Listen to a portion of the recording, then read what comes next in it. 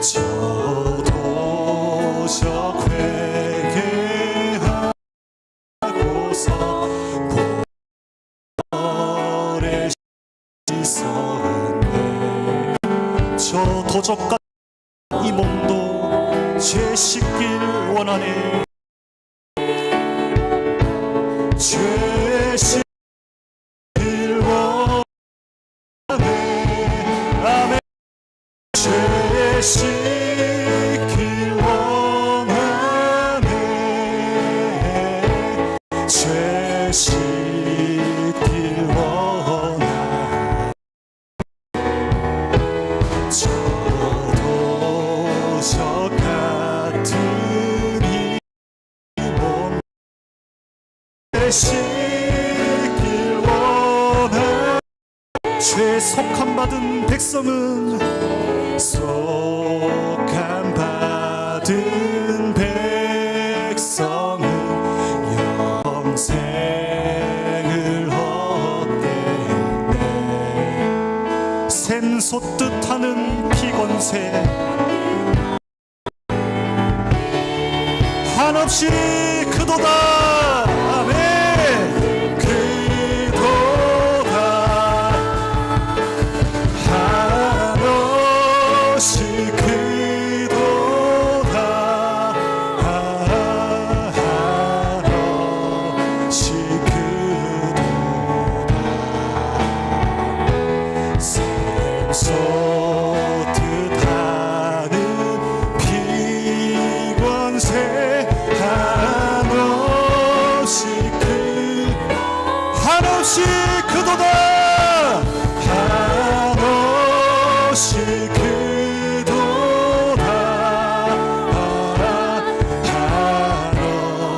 한없이 크도다. 샘솟듯 하는 피건새 한없이 한없는 사랑으로 우리를 구원해 주신 주님께 감사와 영광의 박수 올려드립시다. 아멘.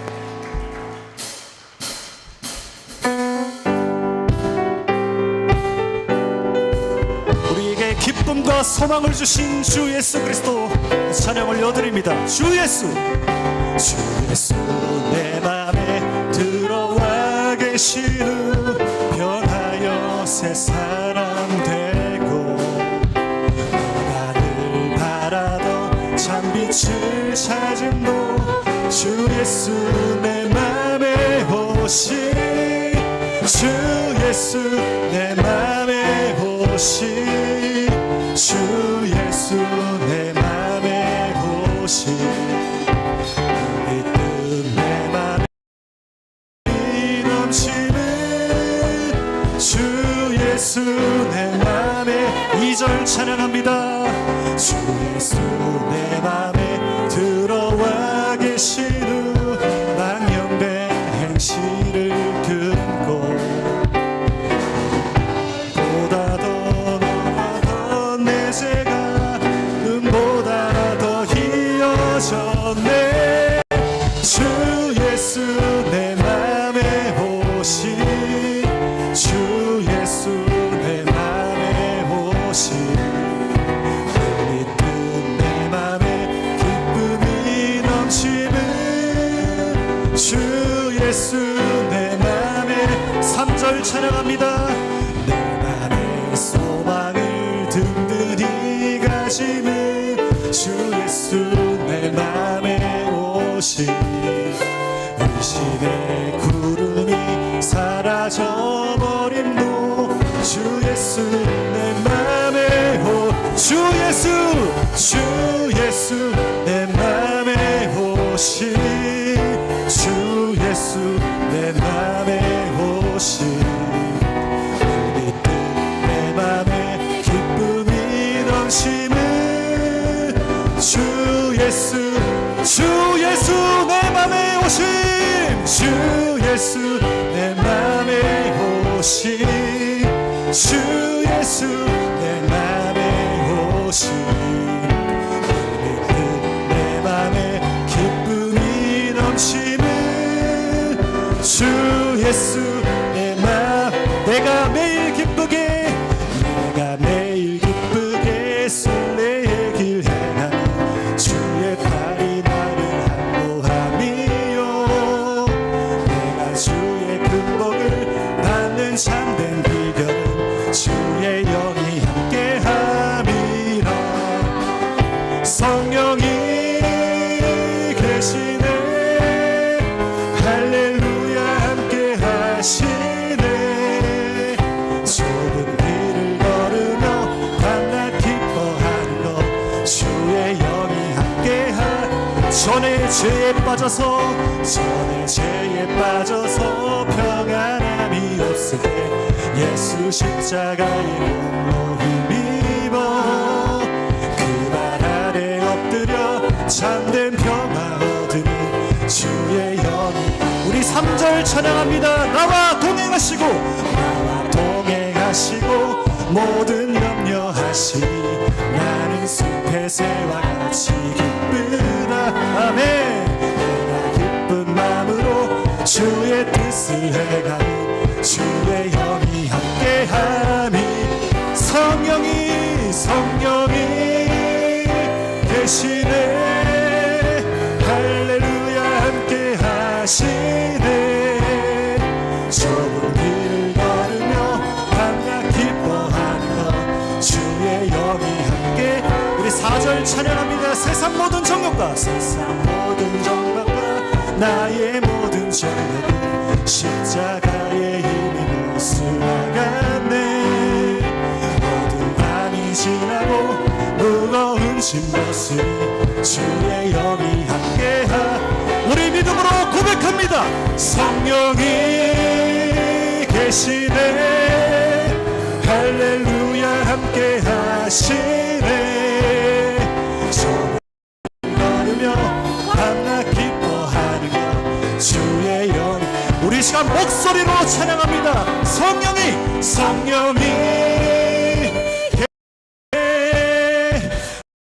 할렐루야 함께 하시네 좁은 길을 걸으며 밤낮 기뻐하는 것 주의 우리 모든 악기와 모든 목소리로 찬양합니다.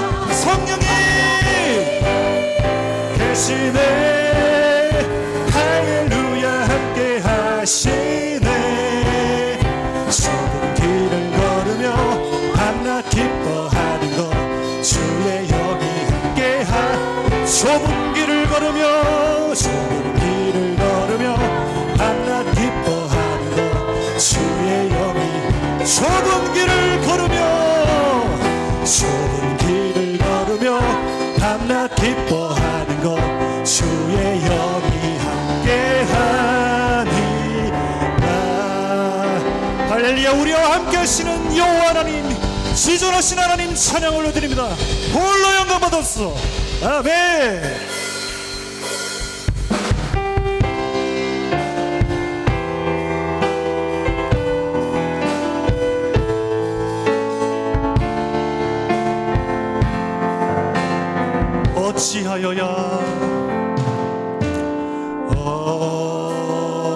어찌하여야 그 크신 은혜 갚으리 무슨 말로써 그 사랑 참 감사하리요 하늘에 천군 천사라도 나의 마음 모르리라 나 이제 새 소망이 있음을 주님의 은혜라 하나님께 영광 하나님께 영광 하나님께 영광 하나님께 영광 하나님께 영광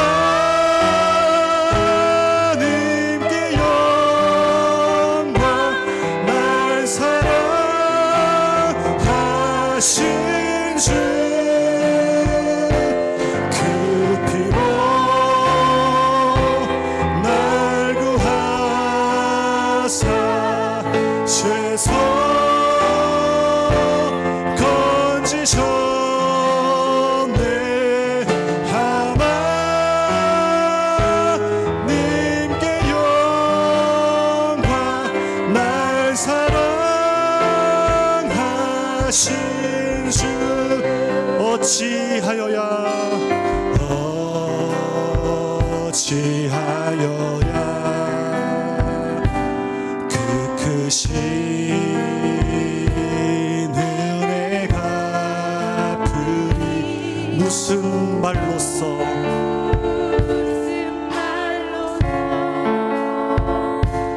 그 사랑 참 감사하리요 하늘에 천군 천사라도 나의 마음 모르리라 나 이제 새 소망이 있음을 주님의 은혜입니다. 아멘. 주님의 우리 시간 손 들고 찬양합니다. 하나님께 하나님께 영광 하나님께 영광 하나님께 영광 날 사랑하신 주 그 피로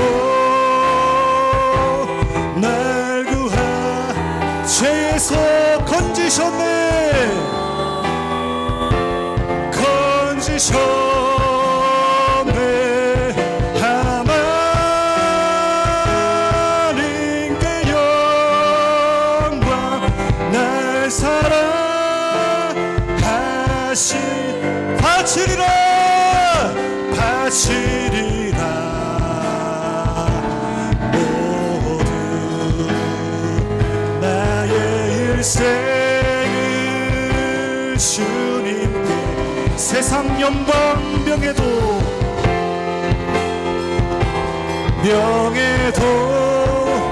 갈보리로 돌려 보내리 그 피로 날 구하사 죄에서 건지셨네 하나님께 영광 올려드립니다. 님께 영광 우리 시간 다시 한 번 더 믿음으로 선포하며 고백합니다. 하나님께 영광 하나님께 영광 하나님께 영광 하나님께 영광 날 사랑하신 주 그 피로 날 구하사 죄의 속박에서 나를 건져주신 예수 그리스도 그분께 찬양과 영광 올려드립니다.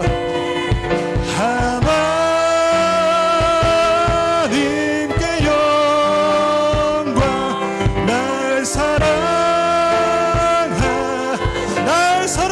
주 날 사랑하신 주 날 사랑하신 주 하나님께 영광의 박수 올려드립시다. 아멘. 우리 시간 기도했으면 좋겠습니다. 우리를 구원해 주시기 위해서 예수님께서는 자신의 모든 것을 우리에게 주셨습니다. 우리는 그 예수님의 은혜를 시시때때로 너무나도 잊고 살 때가 많습니다. 우리의 연약함과 우리의 죄성을 모두 다 내어놓고 솔직하게 하나님의 영광을 위해서 살아가는 우리 기지교회 성도 여러분들 될 수 있도록 우리 자신을 놓고 또한 섬기시는 목사님을 놓고 기도했으면 좋겠습니다.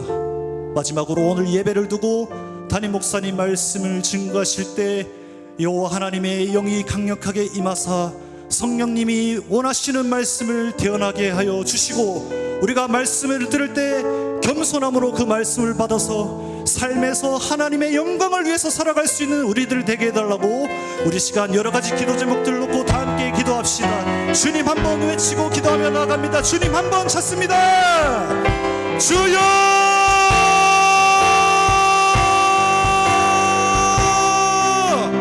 하나님, 이 시간 우리의 연약함과 우리의 죄를 놓고 기도합니다. 우리는 너무나도 연약하고 아버지 앞에 수많은 죄를 짓고 살아가지만 우리를 위해서 아버지께서는 모든 생명을 주시고 모든 것을 우리를 위해서 희생을 기억합니다. 우리 시간 다시 한번 너희 살아가면서 우리의 죄성을 아버지 앞에 고백하며 우리의 이 인생을 하나님의 영광을 위해서 살아갈 수 있도록 역사하여 주옵소서. 이 시간 또한 기도하는 것은 우리가 더욱더 하나님을 닮아가길 원하며 예수 그리스도의 인격을 닮아갈 수 있는 죄들로 삼아 주옵소서. 그리하여서 이 말세 가운데 하나님의 영광을 위해서 살아가게 하시고 하나님을 찬양하며 하나님을 예배하며 일상생활 속에서 삶의 예배를 드리며 나아갈 수 있도록 역사하여 주옵소서. 이 시간 말씀 전하시는 목사님에게 성령님 기름 부어주시고 성령님 임재하여 주셔서 하나님의 말씀을 대언하게 하시고 우리가 하나님의 말씀을 겸손함으로 받아들여서 우리의 삶이 바뀌고 인격이 바뀌고 우리의 가치관이 바뀌어서 온전히 하나님을 더욱더 닮아가 하나님의 나라를 소망하며 달려나갈 수 있는 우리들 되게 하여 주옵소서. 이 시간 이 예배를 주님께 드립니다. 이 예배의 주인 하나님 당신 되어 주시고 온전히 하나님만 이 예배의 주인공 되셔서 이 예배를 통치하시고 간섭하시고 인도하여 주옵소서.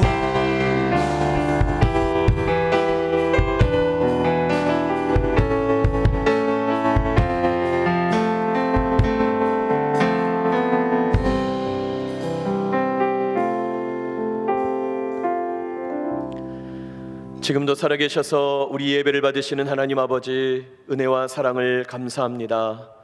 주님께 올려드리는 복된 날, 한 주간을 시작하는 첫날 하나님 앞에 예배드림이 마땅한 줄 알고 이른 시간부터 지금까지 예배드릴 수 있도록 인도해 주시니 감사하고 찬송합니다.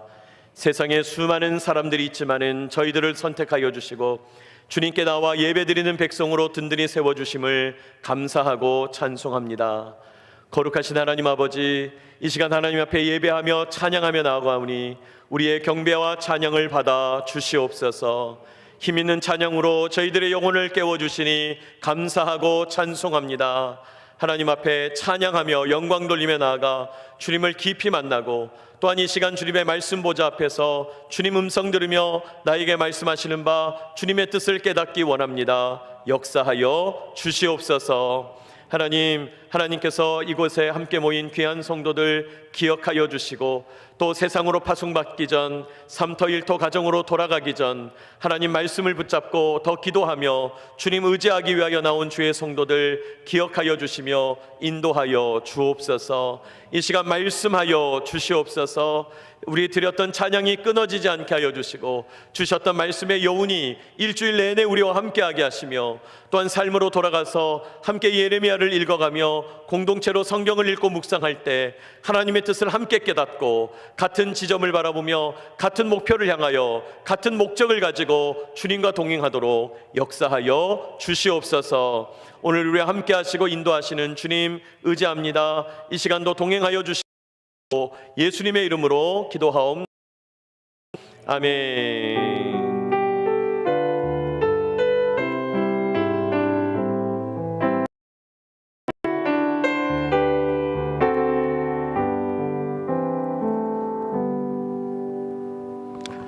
우리 말씀 듣기 전에 뒤에 커튼을 좀 내리시면 좋겠습니다.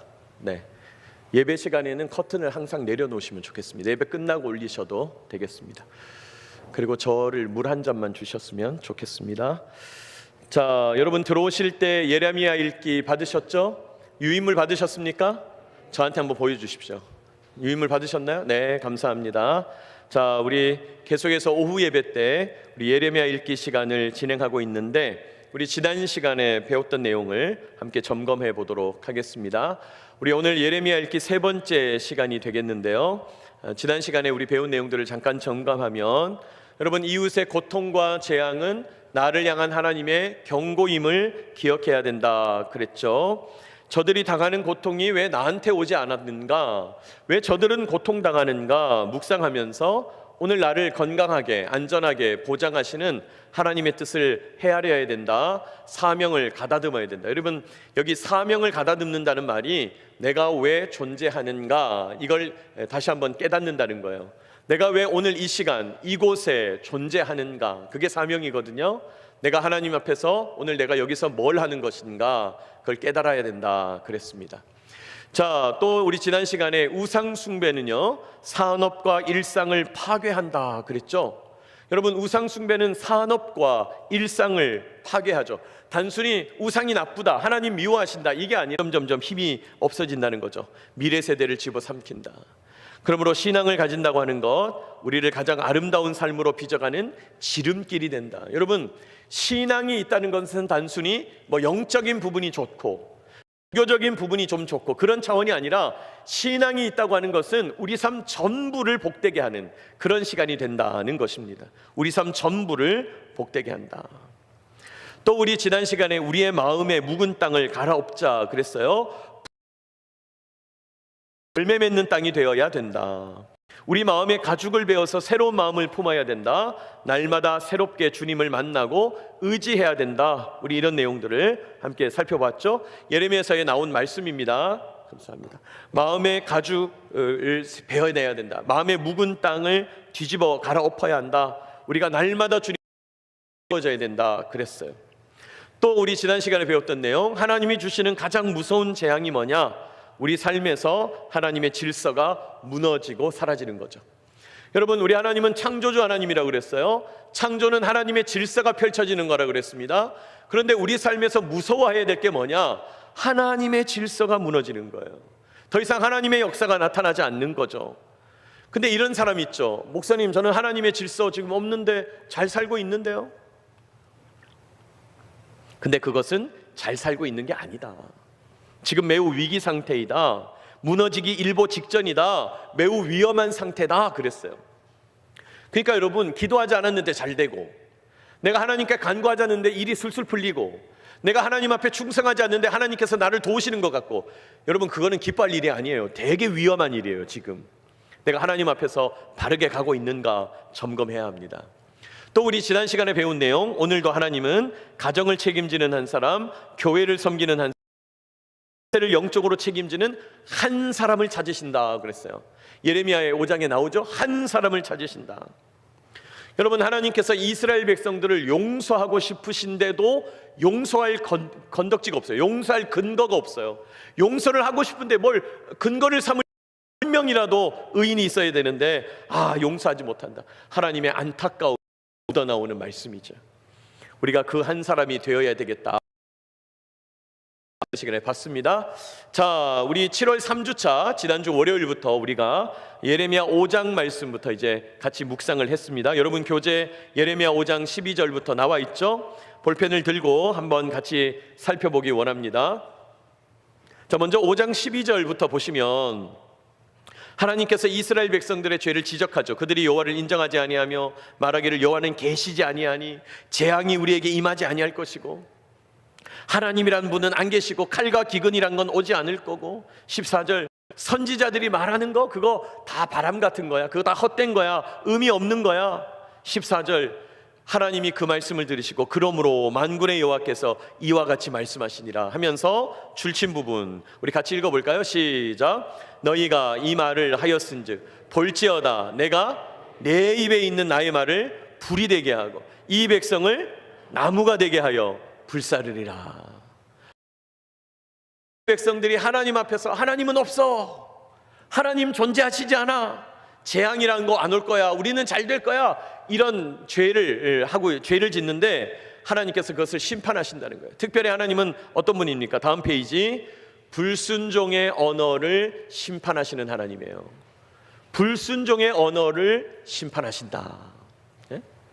여러분, 하나님을 거부하고 하나님의 존재를 부인하는 불순종의 언어, 사실은 이 언어라는 것은 우리 삶 전부를 대변하죠.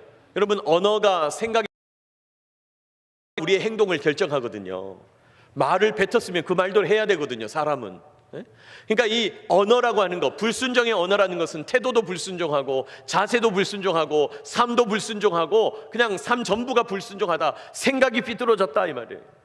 그런데 하나님이 특별히 불순종의 언어를 심판하신다는 거예요. 하나님의 통치를 거부하는 불순종, 하나님은 안 계시다면서 이야기하는 불순종. 여러분, 여러분의 언어를 점검하게 되시기를 축복합니다. 나는 순종의 면, 여러분 이런 말 하면 안 되는 거죠. 우리 그리스도인들은 다음 생에 태어나면 이런 말 하면 안 돼요. 다음 생이 있습니까 없습니까? 아니 가보지도 않아놓고 전부 다음 생이 있다고 기대를 하고 있어요. 다음 생에 태어나면 나는 부잣집 딸로 태어나고 싶다면서 뭐 말도 안 되는 얘기를 하고 있어요. 아니 상관없어요. 다음 생은 없다 이 말이에요. 여러분 이미 그것부터, 그런 간단한 어떤 원리적인 부분에서부터 순종의 언어를 써야 된다는 거예요. 사실 해야 되는 거예요. 여러분 우리가 상갓집에 가가지고 명복을 빕니다. 그거 우리는 그리스도인들은 쓰면 안 되는 말이죠. 왜요? 명복이란 건 다음 생애에 복 누리기를 원한다 이 말이에요. 근데 우리는 다음 생에 없으니까 우린 그거 아니죠. 그래서 저는 봉투에다가 이렇게 씁니다. 유족들에게 하나님의 큰 은혜가 임하기를 원합니다. 하나님의 위로하심이 함께 하시길 빕니다. 그걸로 충분한 거예요. 여러분 우리가 작은 언어에서부터 혹시 내가 성경과 어긋나는 말을 쓰고 있지 않나? 하나님 앞에 불순종의 언어를 쓰고 있지 않나? 점검해 봐야 된다는 거예요. 점검해 봐야 된다. 그러면서 오늘 성경에서 주님 뭐라 그럽니까? 자, 앞장 다시 보세요. 줄친 부분 다시 보세요. 내가 너의 입에 있는 나의 말을 뭐가 되게 하고? 불이 되게 하고 그래. 불이 되게 하고. 얼마나 심각한 말입니까? 입속에 사탕을 물고 있는데 글쎄 사탕이 갑자기 불이 돼버려. 어떻게 되겠어요? 끔찍하지 않아요? 내가 지금 사탕을 물고 있는데 사탕이 불이 된다. 입에서 막 불이 붙는다. 와, 하나님께서 무서운 얘기를 하시는 거죠. 심판하시겠다는 거예요. 그러니까 우리가 하나님 앞에서 사용하는 언어를 조심해야 되죠. 또 순종의 언어인가 잘 분별해야 되죠. 말을 한마디 하기 전에 잠깐 멈추어서 해야 되죠. 보시다 보면 공익광고협의회 이런 거 있잖아요. 공익광고협의회. 요즘 공익광고협의회 광고 보신 적 있나요? 어떤 탤런트가 나와가지고 5초만 이러고 있어요. 5초만. 횡단보도 앞에서 차량 5초만 기다려라. 우회전 하기 전에 5초만 서라. 이렇게 얘기하잖아요.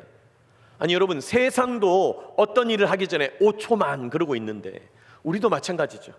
여러분 우리도 하나님 앞에서 어떤 말을 뱉기 전에, 어떤 생각을 하기 전에, 어떤 판단을 하기 전에 잠깐 멈춰서서 생각해 봐야 되는 거죠. 이거 하나님 뜻에 맞는 건가? 이거 하나님 뜻에 합당한 건가? 생각해 봐야 된다는 거예요. 하나님이 우리의 언어를 점검하시고 심판하신다는 겁니다. 순종의 언어로 영광 돌리는 저와 여러분 되시길 축복합니다. 자, 그 다음에 이제 예레미야 5장 23절 한번 볼까요? 우리 예레미야 5장 23절 이하에 보면 하나님께서 이스라엘 백성들의 죄를 지적을 하시는데요. 23절 배반하며 반역하는 마음이 있고, 24절 너희 마음으로 우리에게 이른 비와 늦은 비를 때를 따라 주시며 우리를 위하여 추수 기한을 정하시는 우리 하나님을 경외하자 하지도 않는구나. 너희들 대로 섬기자 이런 이야기조차 안 하는구나 하면서 하나님께 죄를 짓고 있다. 그렇게 얘기해요. 하나님께 죄를 짓고 있다. 뿐이냐, 26절 내 백성 가운데서 악인이 있어서 새 사냥꾼이 매복함같이 지키면서 덫을 놓아 사람을 잡아요. 사람에게 죄를 져요. 27절 새장에 새가 가득함 것 같이 너희 집들의 속임이 가득하다. 또 28절 살찌고 윤택하며 또 행위가 심히 공정하지 아니하며 빈민의 재판을 공정하게 판결하지 아니하고. 무슨 말이에요? 이웃에게 죄를 짓는다 이 말이에요. 이웃에게 죄를 짓는다. 너희들이 하나님께 죄를 짓고 이웃에게 죄를 짓는구나. 하나님께서 지금 지적하고 계신 거죠. 자, 29절 줄친 부분 같이 읽어볼까요? 시작. 이 일들에 대하여 벌하지 아니하겠으며 내 마음이 이 같은 나라에 보복하지 아니하겠느냐. 여러분 무슨 말이에요? 보복하지 아니하겠느냐 이 말은 보복한단 말이에요, 안 한단 말이에요? 한단 말이죠. 보복하겠다는 거예요. 기필코 보복하겠다는 거예요. 자, 여러분 우리 이 유다 백성들의 죄를 방향으로 보면 이렇게 말할 수 있어요. 유다 백성들의 죄는 위로 하나님께 죄를 짓고 그 다음에 어디로? 옆으로 이웃에게 죄를 짓고 있는 거예요. 오늘 주님은 그걸 지적해요. 지금 너희들의 죄는 두 가지 방향으로 진행되고 있다는 거예요. 위로 하나님께 죄를 짓고 있구나. 하나님이 우리에게 이런 풍성함을 주셨다고 고백 안 하는구나. 하나님의 존재를 인정하지 않는구나. 위로 하나님께 죄를 짓고, 뿐이냐, 어디로도, 옆으로도 죄를 짓고 있다. 옆으로도. 네? 너희 이웃들을 왜 그렇게 괴롭히냐? 왜 힘약한 사람들 어렵게 만드냐? 왜 자기 이웃을 괴롭히고 학대하냐? 심판한다. 두 가지 방향에서 죄를 짓고 있다는 것을 말씀해요. 근데 여러분, 이 두 가지 방향이라는 것은 사실 엄밀하게 말하면 동서남북이 돼버리죠. 위아래가 되고 좌우가 되니까. 이 말은 무슨 말입니까? 총체적인 죄라는 거예요. 총체적인 죄. 종합적으로 너희들 죄를 짓고 있구나. 전체적으로 죄를 짓고 있구나. 주님 그렇게 말씀하는 거예요. 여러분, 우리가 죄라고 할 때 자꾸 우리는 주님 거짓말했습니다. 주님 제가 마음에 나쁜 생각을 했어요. 뭐 도둑질을 했어요. 간음을 했어요. 자꾸 이런 죄를 생각해요. 뭐 그것도 죄죠. 당연히 죄죠. 그러나 성경이 말하는 죄는 늘 두 가지 방향을 따지고 있다는 거예요. 위로 하나님께 충성하고 있냐, 하나님과 바른 관계를 맺고 있냐, 이게 한 가지 방향이에요. 위에 하나님과의 관계. 또 우리가 이웃들과 어떻게 지내고 있냐.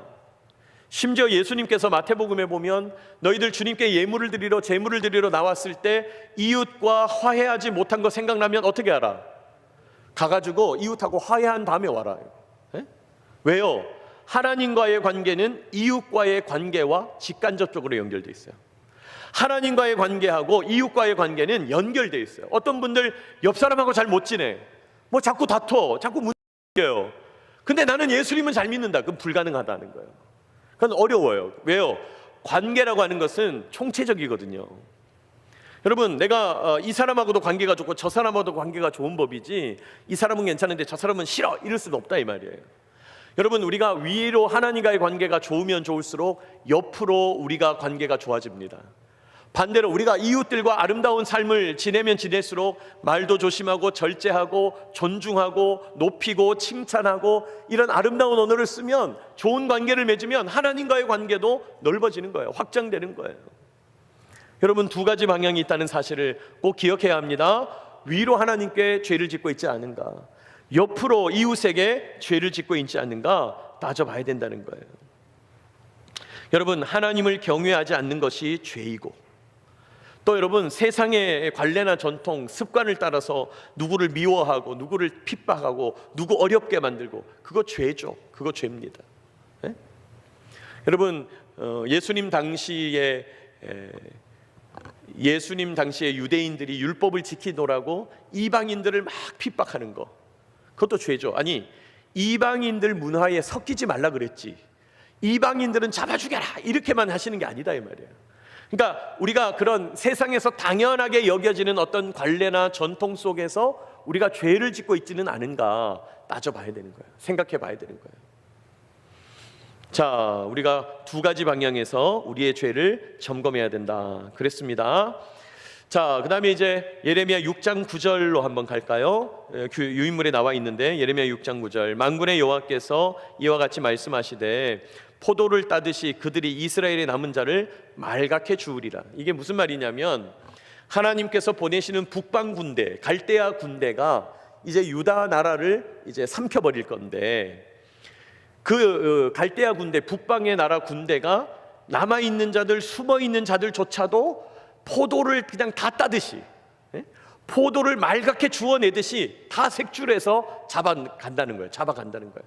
그러니까 너희들 지금 큰일 났다, 그 얘기하는 거예요. 자, 그런데 너는, 자, 줄친 부분, 너는, 여기서 너는 표시해 놓으세요. 예레미야를 말하는 거예요.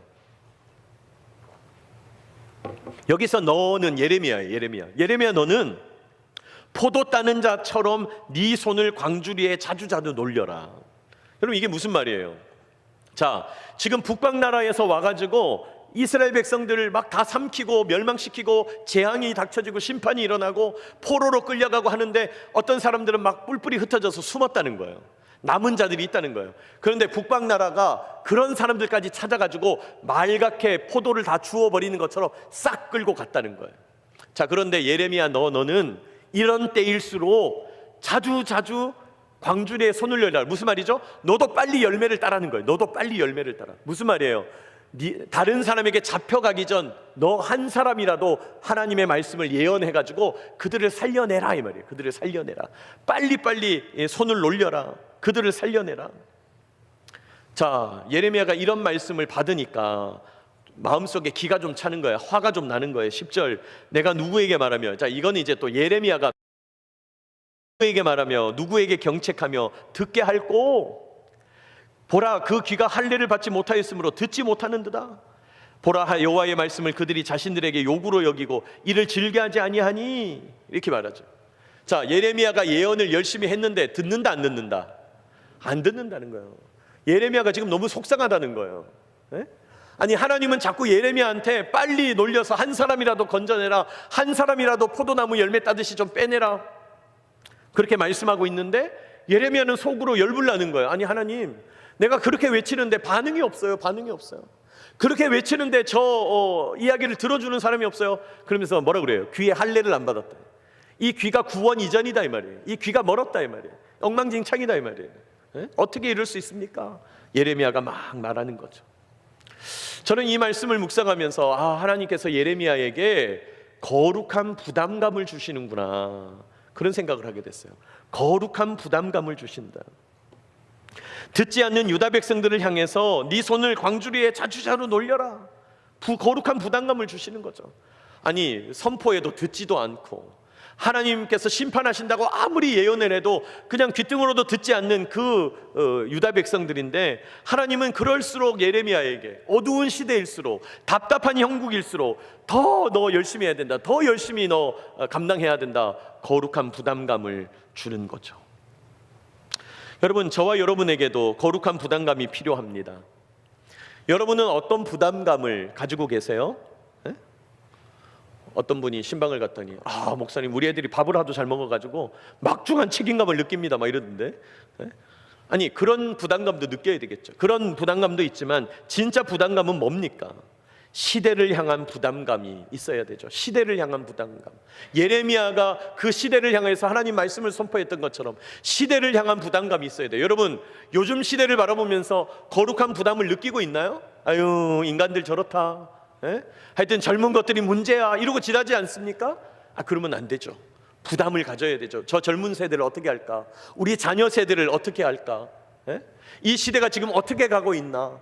이 시대가 그냥 온통 욕망에 빠져가지고 그냥 이성과 감정이 마비된 상태로 그냥 미친 듯이 그냥 악을 향해서 달려가고 있는데, 이때를 어떻게 하면 좋은가? 주변을 부담감을 가지고 돌이켜 봐야 되죠. 우리 관사에, 우리 주변에 있는 장병들 가운데, 나와 함께하는 이 사람들 가운데 하나님을 알지 못하고 진리를 알지 못해서 그냥 삶이 무너지고 삶이 썩어 들어가고 삶이 썩어 문드러지는 사람들, 저 사람들 어떻게 할까? 주님, 저 사람 고쳐주세요. 저 사람 어떻게든 해결해야 됩니다. 저 가정을 새롭게 세워야 되겠습니다. 불쌍히 여겨주십시오.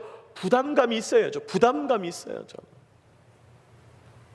제가 십몇 년 전에 비행단에 처음 나갈 때 우리 선배 목사님이 비행단에 이제 나가서 목회하게 됐다고 밥을 사주시면서 저한테 그런 얘기하는 거예요. 장 목사님, 이제 장 목사님은 그 비행단의 영적 지휘관이야. 내가 속으로 밥 먹으면서 웃기고 있어 막 이런 생각이 말도 안 되는 얘기하고 있어 막. 내가 왜 영적 지휘관이에요? 지휘관 따로 있는데, 단장님, 그때 안수 집사님이셨는데 단장님 따로 있는데 왜 내가 지휘관이야? 아유, 부담되는 얘기하지 마세요. 속으로는 부담되는 얘기하지 마세요. 근데 사실은 우리 기지교회가 그런 영적 부담감을 갖고 있어야죠. 우리 기지의 안전은 우리 기도로 책임지겠다, 이런 부담감을 갖고 있어야 되죠. 이 시대를 향한, 우리 관사 식구들을 향한, 우리 불신 장병들을 향한 부담감을 가지고 있어야 되죠. 여러분은 어떤 부담감을 가지고 있습니까? 대구 기지교회에 처음 온 장윤진 목사라고 있는데 엄청 부담 느끼고 있어요 지금. 그냥 엄청 부담이 되는 거예요. 말씀을 얼마나 잘 들으시는지 더 잘 전해야 되겠다, 막 부담이 되는 거죠. 기도 더 열심히 해야 되겠다. 제가 실 수도 있는데 항공기 소리 나는 부대에 지금 13년 만에 처음 왔어요. 전부 사령부에만 있어가지고 항공기 소리 나는 거 이번에 처음 들은 거예요. 와, 하도 소리가 크다고 그러고 들으니까 별로 안 커서 좋았어요. 하도 크다고 얘기를 하니까 정작 이게 마음의 준비를 하고 들으니까 별로 크지 않은 거야. 좋다. 항공기 소리가 들려야죠. 우리는 그렇죠. 우리는 비행기 소리 들려야 편안한 거죠. 안전하구나, 건강하구나, 지금 잘 진행되고 있구나. 그렇습니다. 여러분, 그런 부담감을 가지고 있어야죠.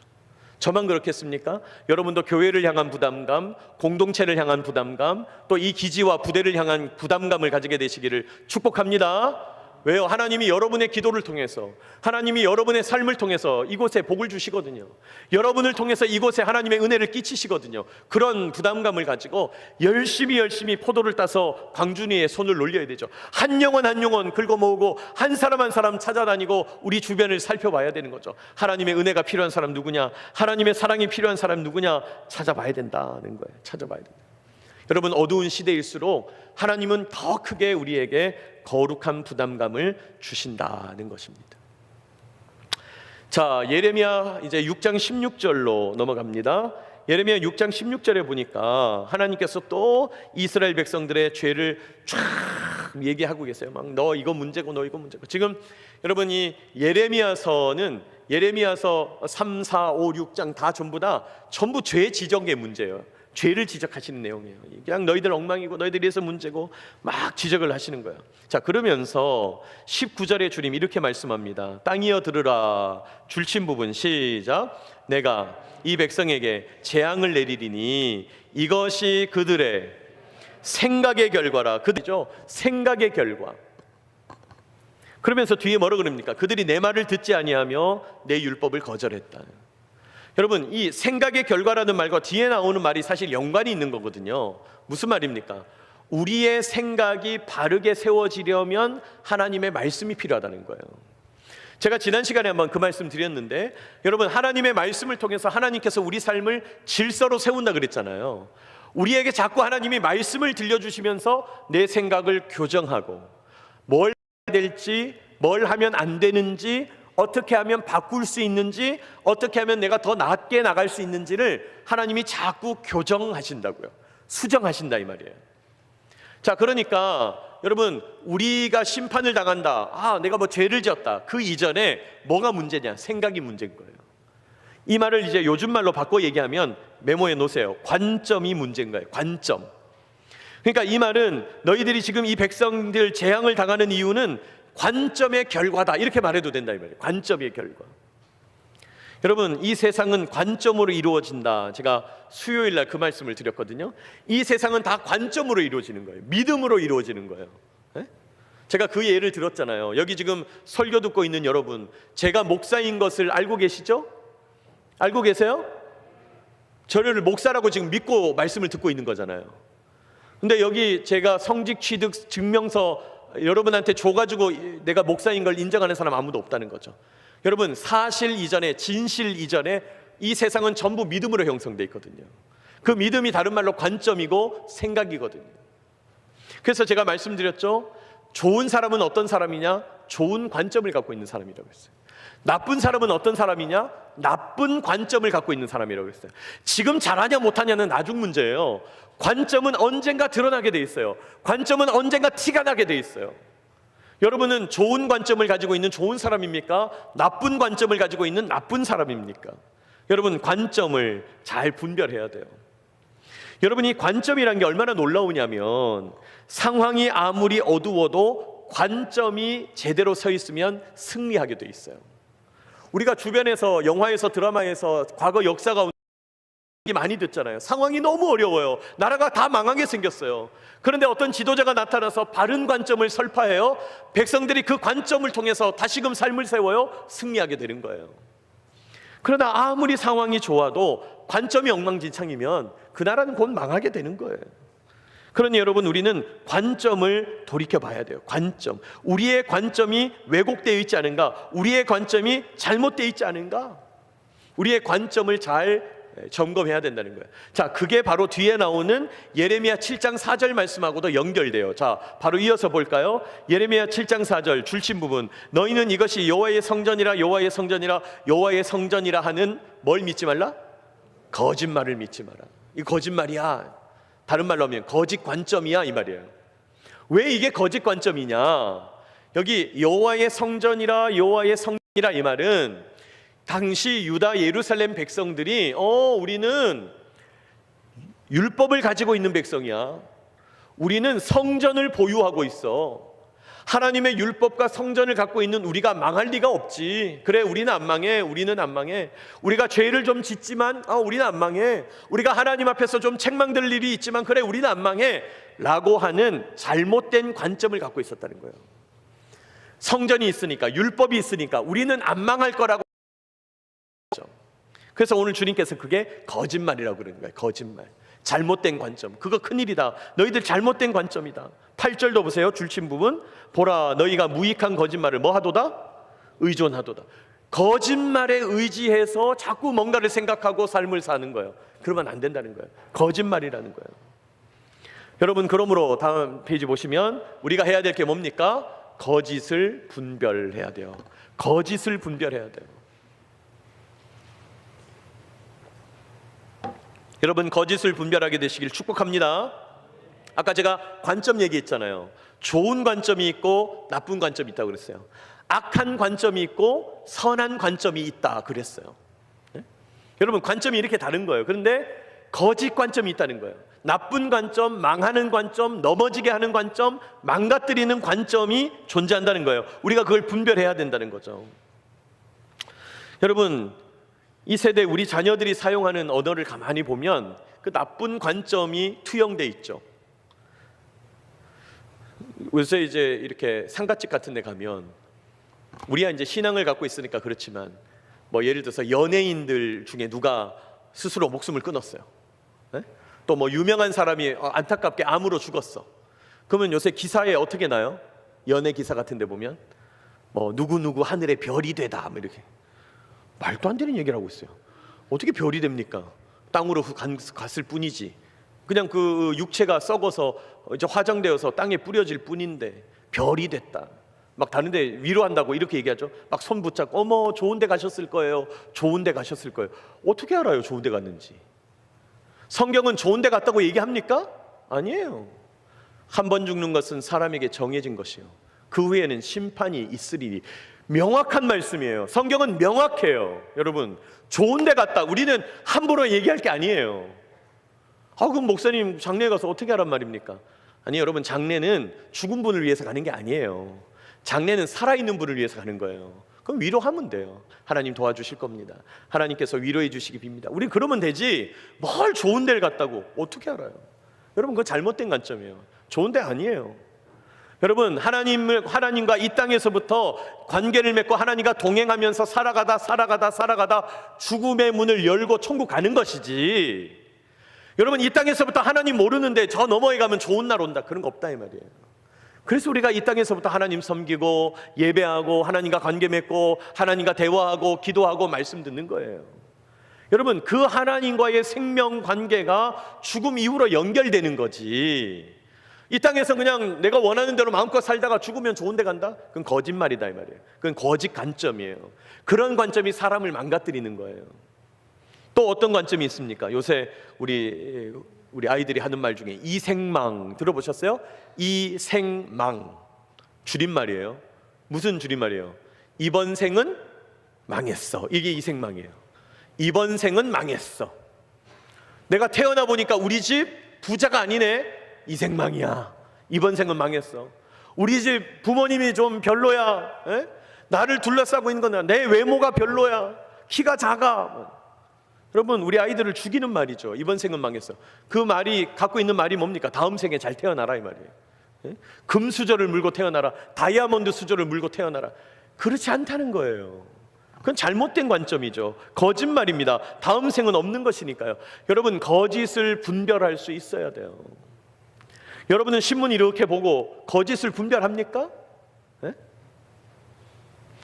여러분, 누가 그런 신문 한 거짓을 분별하지 못할 가능성이 높대요. 그러니까 이쪽에 신문이 있으면 또 반대편 신문도 볼 수 있어야 되는 거죠. 그러면 대체로 균형이 잡혀요. 네? 여러분, 제가 교회에서 목회하는 제일 중요하게 알고 계시죠? 한쪽 말만 들으면 돼요, 안 돼요? 안 돼요. 지도자가 한쪽 말만 듣고 이제 뭐 하면 문제가 생겨요. 그럼 반드시 어떻게 해야 되죠? 반대편도 들어봐야 돼요. 그러면 균형이 맞게 돼 있어요. 그러면 대체적인 진실은 이러이러하겠구나, 실체가 잡히는 거예요. 여러분, 하물며 우리의 인생도 마찬가지죠. 내가 이거 맞다고 생각하는 거 무조건 다 맞는 거 아니에요. 진짜 맞는 것인지 점검해 봐야 된다는 거예요. 당연하지, 이건 옳은 거지, 이건 틀림없지, 그런 거다 할지라도 다시 한번 비춰보고 겸손하게 배움의 자세로 들여다볼 수 있어야 된다는 말이에요. 중요한 얘기입니다. 거짓을 분별해야 돼요. 자, 그리고 이제 마지막으로 예레미야 7장 30절 이하 말씀을 보니까 30절, 유다 자손 너희들 내 눈앞에서 악을 행하는구나.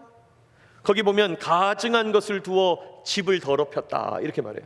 가증한 것을 두어 집을 더럽혔다. 이게 무슨 말이냐면, 여러분, 가나안 백성들이 우상을 섬길 때 우상 신상을 큰 신당에다가 세워놓고 그 앞에서 그냥 다 남자 여자가 섞여가지고 악하고 음란하고 난잡한 짓을 벌이는 것, 그게 이방 제의예요. 그게 이방 제사라고. 근데 하나님께서 지금 뭘 문제를 삼으시냐면, 그 우상 신상을 성소, 성전에다가 세워놓고 하나님께 예배드려야 될 장소에서 그냥 엉망으로 난잡하고 음란하고 악한 짓들을 하고 있는 거예요. 하나님 너무 열받은 거예요. 너희가 가증한 짓을 해서 내 집을 더럽히는구나. 31절, 흰놈의 아들 골짜기에 도벳 사당을 건축하고 그들의 자녀를 불살랐으니. 심각하죠? 자녀를 불살랐다. 무슨 말이에요? 인신 제사를 드렸다는 거예요. 제물을 드리는데 소나 돼지를 드리는 게 아니고 사람을 태워서 올려드리는 거예요. 너무 끔찍하지 않아요? 옛날에 인디애나 존스 영화에 보면 인신 제사하는 거 나오죠. 네? 저 지하 산당에서 막 이 무슨 이 황소 탈 같은 거 쓴 사람이 막 이렇게 사람 죽여가지고 피 쫙 내가지고 이렇게 태워서 올려드리는 그 인신 제사죠.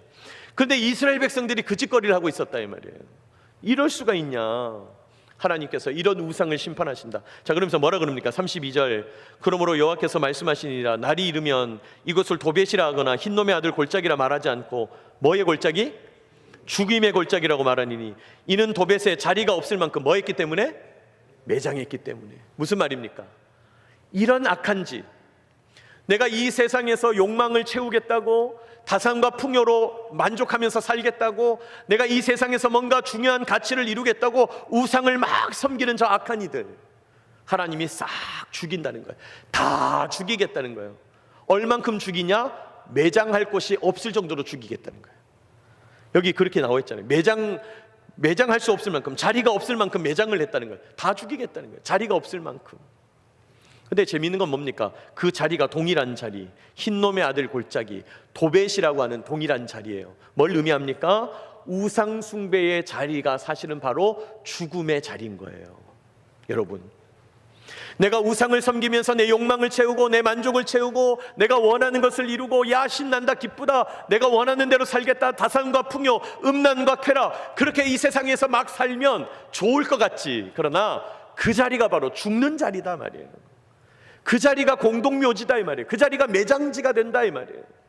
성경 그것을 말씀해요. 여러분, 참 신기한 게 죄 짓는 일은요 하나같이 재밌고 좋아요.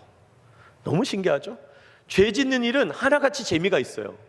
기분이 좋아요. 행복하기도 하고 너무 신나요. 또 화려하기까지 해. 멋지기까지 해. 그런데 그 화려함 너머에, 그 신나고 재미있는 것 너머에 죽음의 영이 꿈틀거리고 있다는 사실을 기억해야 되죠. 우리가 우상을 섬기는 그 자리, 하나님을 배역하는 그 자리, 하나님 없이 내 마음대로 살아가겠다는 그 자리가 바로 죽음의 자리가 되는 거예요. 여러분, 오늘 성경은 그것을 우리에게 말씀합니다. 우리 지난 한 주 우리 5장에서부터 7장까지 우리 쭉 말씀의 내용들을 우리 점검하면서 함께 나누었는데요. 여러분, 이번 한 주도 다시 한번 매일 성경 읽기를 따라서 우리 계속해서 새벽 말씀 이어집니다. 여러분, 제가 뭐 이게 맞다, 새벽 예배 설교를 내가 한다, 이런 말씀을 드리는 게 아니고, 제가 첫 시간부터 말씀드렸습니다마는 삶이 다 흩어져 있고 다 멀리 계시더라도 여러분 영상이 있고 하니까 우리 같이 매일 성경을 매일 묵상하시고, 또 우리 교회 밴드에 들어오시면 우리 교회 모든 예배 영상이 지금 올라가 있습니다. 새벽 예배 영상도 같이 함께 살펴보시면서 하나님 말씀을 함께 묵상하게 되시기를 축복합니다. 그래서 일주일에 한 번 목사님 만나는 게 아니라, 저는 얼굴을 일주일에 한 번 여러분 만나더라도 여러분은 영상이라도 봐서 매일 볼 수 있도록, 그런 마음으로 여러분 하나님 말씀을 가까이 대해야 되겠습니다. 그렇게 매일매일 말씀으로 하루를 시작하게 되시기를 축복합니다. 기도하겠습니다. 우리 이 시간에 기도할 때 오늘 주신 말씀을 기억하면서 하나님, 내 입술에 순종의 언어를 허락하여 주시옵소서. 하나님, 내가 위로 하나님께 죄를 짓지 않습니까? 옆으로 이웃에게 죄를 짓고 있지 않습니까? 하나님과의 관계가 연결되어 옆으로 이웃과의 관계가 뚫리게 해주시고, 옆으로 이웃과의 관계가 평안으로 확장되어서 하나님과의 관계가 풍성하게 하여 주시옵소서 기도하시고, 어두운 시대일수록 하나님이 믿는 자들에게 거룩한 부담감을 더 크게 주고 계신다 말씀합니다. 하나님 앞에서 이 부대를 향한, 이 시대를 향한, 우리 공동체를 향한, 우리 교회를 향한, 우리 다음 세대 청년들을 향한, 우리 자녀들을 향한 거룩한 부담감을 가지고 신앙생활하게 하여 주시옵소서. 하나님, 관점이 모든 것을 결정한다고 배웠습니다. 내가 잘못된 관점, 악한 관점으로 심판당하고 있지 않습니까? 거짓된 관점, 하나님 우리를 속이는 관점, 이 세상의 관점을 분별하게 하여 주시옵소서. 내가 우상 숭배하며 기쁘게 흥청망청하던 그 자리가 사실은 죽음의 자리라고 말씀하시는데, 우리는 우상 숭배의 자리를 피하는 것이 죽음의 자리를 피하기 위하여 피하는 그런 자들 되게 하여 주시옵소서. 오늘 말씀을 생각하면서 우리 합심하여 기도하겠습니다. 거룩하신 하나님 아버지, 은혜와 사랑에 감사합니다. 오늘도 이 시간 하나님의 말씀을 붙잡고 기도하며 나아가게 하여 주시니 감사하고 찬송합니다. 하나님 아버지, 이 시간 주신 말씀을 붙잡고 하나님의 원리를 붙잡고, 이 말씀이 나의 관점이 되고, 이 말씀이 나의 안경이 되고 시각이 되어서 이 말씀을 가지고 세상을 살아가게 되기를 간절히 소망하고 소원합니다. 하나님, 우리에게 불순종의 언어가 있지 않습니까? 우리의 언어가 순종의 언어로 변하게 하여 주시고, 주여 위로 하나님과 바른 관계를 맺고 옆으로 이웃과 바른 관계를 맺으며 주님과 동행하며 나갈 수 있도록 역사하여 주옵소서. 하나님과의 관계가 깊어짐으로 이웃과의 관계가 확산되게 하시고, 이웃과의 관계가 풍요로워짐으로 하나님과의 관계가 깊어지도록 인도하여 주시옵소서. 이 어두운 시대, 악한 시대, 욕망의 시대, 모두가 죄악을 향하여 달려가고 있는 이 어두운 때에 하나님 우리에게 주시는 거룩한 부담감을 가지고 시대를 향한 부담감, 공동체를 향한 부담감, 교회를 향한 부담감, 아버지 우리의 자녀들과 다음 세대 청년들을 향한 믿음의 부담감, 공군을 향한 부담감을 가지고 나아가게 하여 주시옵소서. 주님, 저희에게 바른 관점 주시기 바랍니다. 온전한 관점 주시기 바랍니다. 진리의 관점 주시길 바랍니다. 거짓을 분별하게 하여 주시옵소서. 끊임없이 나를 돌이켜보며 하나님의 말씀에 비추어 보아 하나님 참된 것이 무엇이며 거짓된 것이 무엇인지, 진리가 무엇이며 거짓이 무엇인지 깨달아 알게 하여 주옵소서. 화려하게 소축하며 물을 넘어뜨리는 우상숭배의 자리, 가산과 풍요, 이 세상을 주인과 같이 아버지 은행과 고난의 화려한 가치들 주님 내려놓게 하여 주시고, 그 너머에 있는 영적인 실상을 보게 하시며 우상숭배의 자리가 죽음의 자리임을 깨달을 수 있도록 역사하여 주시옵소서. 아버지 영적인 눈을 뜨게 하여 주옵소서. 하나님, 우리가 우상을 섭니다. 그 자리에서 죽어가는 도배 골짜기에서, 흰 노래 아들 골짜기에서 죽어가는 어리석은 자 되지 아니하도록 주여 불쌍히 여겨 주시옵소서. 주님 인도하시기 바랍니다. 살아계신 하나님, 지난 한 주도 예레미야 말씀을 통하여 인도하여 주시니 감사하고 찬송합니다. 이번 한 주도 주시는 말씀을 부여잡고 하나님과 동행하며 살아가게 될 때에 깨닫는 말씀 감사합니다. 그 말씀을 깨닫고 붙잡고 기도하며 적용하며 그 말씀이 기도를 통하여 내 삶에 온전히 뿌리 내리게 하여 주시옵소서. 깨닫지 못한 말씀이 있습니까? 주님께 간구하며 기도할 때 공동체가 함께 말씀을 나누며 또 목회자의 설명을 들으며 영상을 보며 새벽 예배에 참여하며 말씀을 깨달아감으로 우리 주님과 동행하며 살아가는 주의 성도들 다 되게 하여 주시옵소서. 주님, 남아있는 우리의 삶 몇 년이든 몇십 년이든 간에 하나님과 동행하며 말씀 읽고 하나님 안에 거하며 오늘 하루 살아가게 되기를 소망합니다. 하나님, 참으로 나의 갈 길 나가도록 주님의 말씀의 인도를 받아 나가는 주의 성도들 다 되게 하여 주시옵소서. 오늘도 이 시간 오후 예배 참여한 귀한 성도들, 믿음의 여종과 남종들 축복합니다. 우리 사랑하는 자녀들 축복합니다.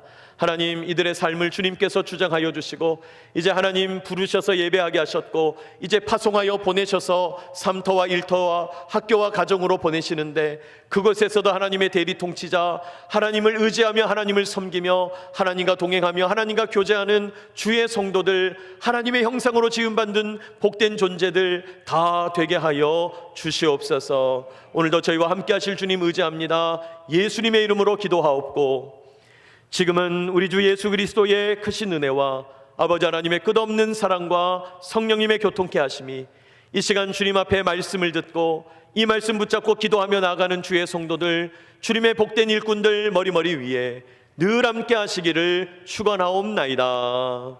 아멘.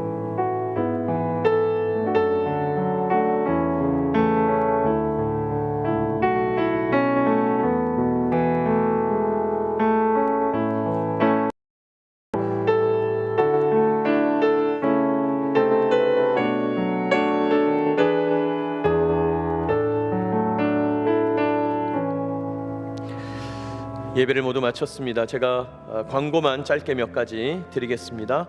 이번 주 토요일 날 해운대 포대 방문하시는 분들 우리 신청하고 계신지 모르겠습니다. 목사님 신청이 좀 있었나요? 네. 그래서 우리 김민성 목사님께 오늘까지 주셔야 되겠습니다. 그래서 주중에 출입 조치를 위해서 우리 등록을 해야 됩니다. 참고해 주시기 바랍니다. 그리고 방학 특강 우리 8월 8일부터 있다는 거 기억해 주시고 신청해 주시고 참여해 주시기 바랍니다. 또 제가 모레 이사하게 되는데 그래서 제가 내일 이제 오늘 올라가서 오산 내일 준비하고 화요일 날 오도록 하겠습니다. 그래서 제가 새벽 예배 이틀 정도 빠지게 되겠습니다. 참고하시면 되겠습니다. 감사합니다.